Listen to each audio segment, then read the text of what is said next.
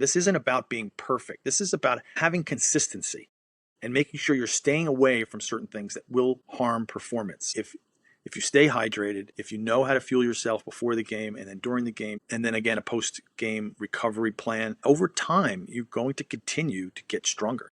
That's the thing about this age group, is they should be working out in between games. They should be looking to get stronger during the season, not just maintain.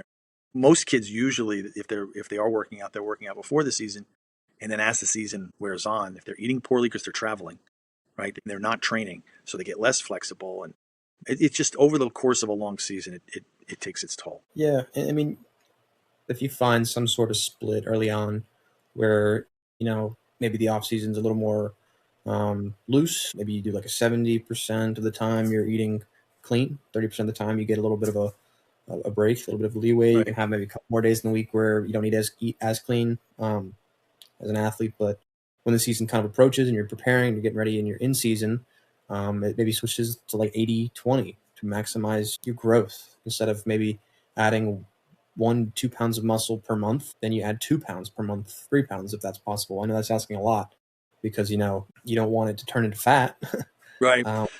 It's true. I like to tell a quick story about someone you played with when he was in high school, and his father and I were talking, and he wasn't gaining any weight. And so his dad was telling me, he's not gaining any muscle. He works out like a fiend, but he works it all off. He just can't keep any weight on.